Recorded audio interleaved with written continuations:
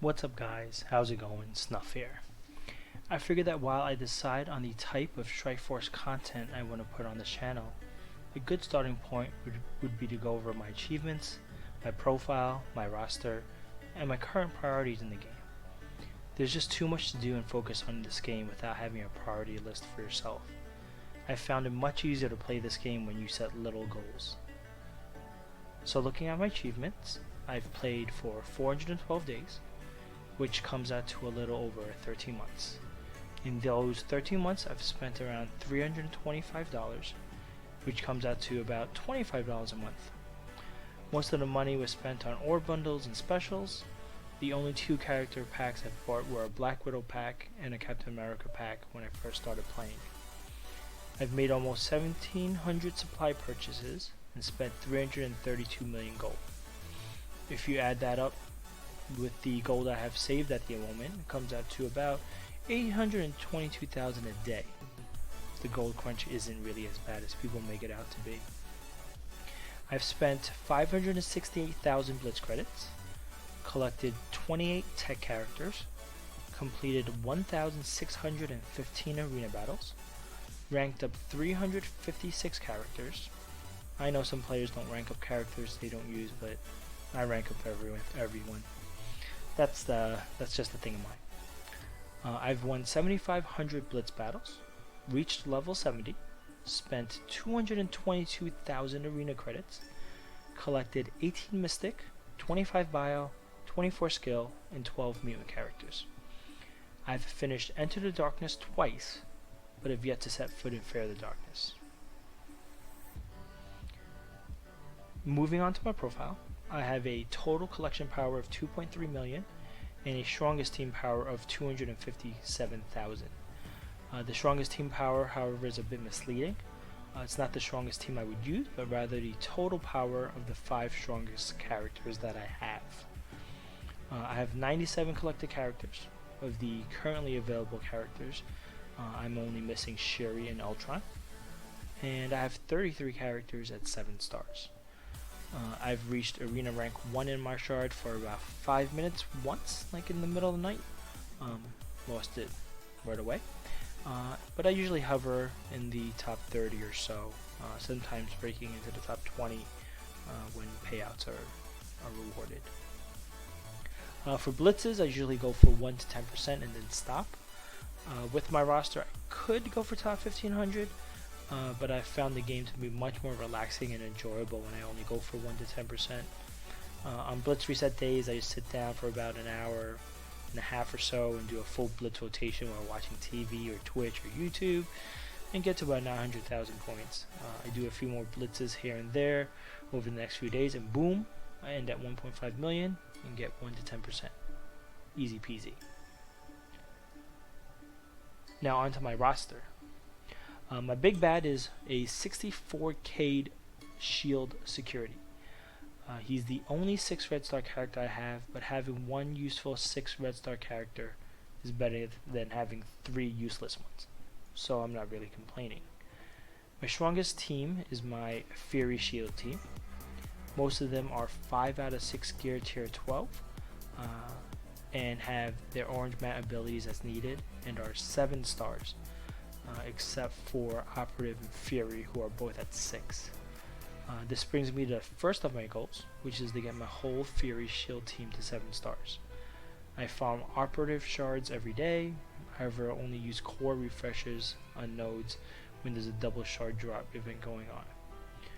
For Fury himself, I have my Kree minions at 7 stars for the next event.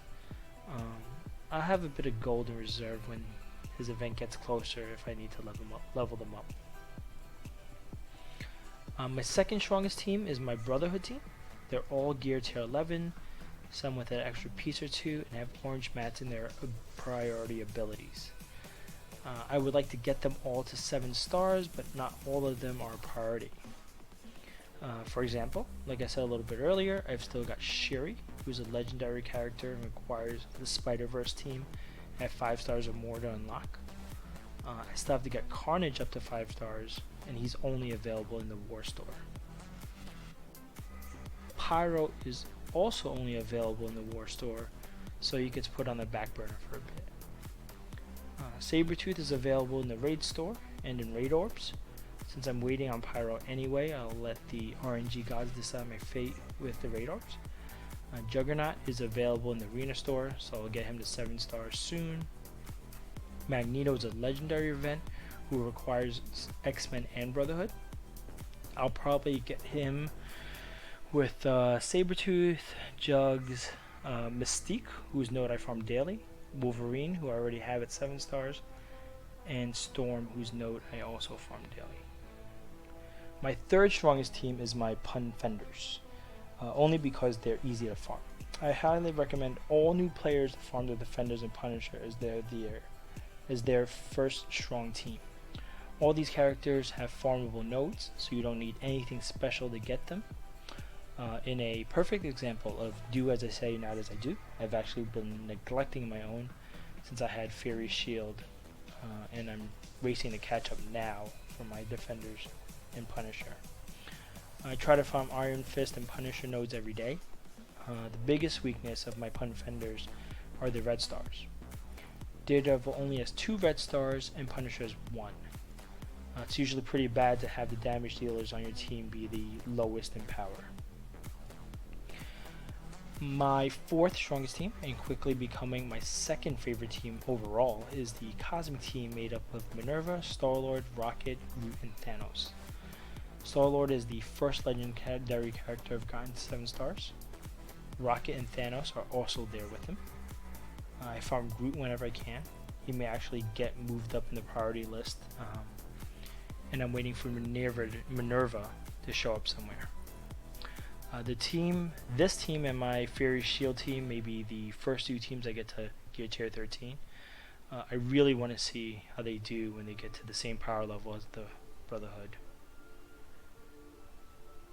With team coverage now, to recap my current priorities.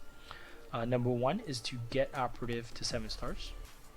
Number 2 is to be prepared to get 7-star Magneto when his event comes around again by getting Sabretooth, Jugs, Mystique, and Storm to 7 stars. Wolverine is already there.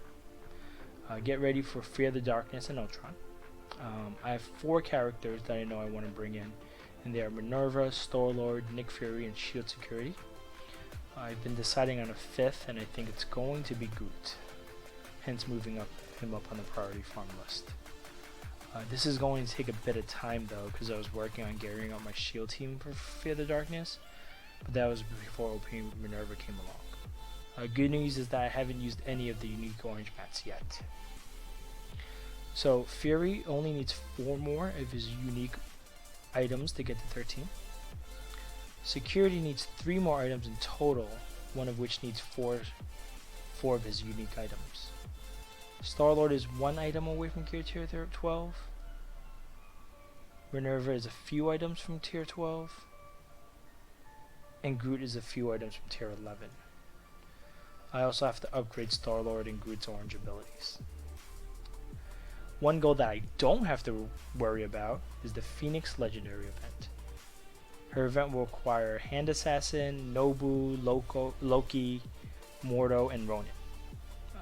Lucky for me, I have Mordo at 7 stars already, Nobu at 6, Loki at 6, Ronin at 6, and Hand Assassin at 5.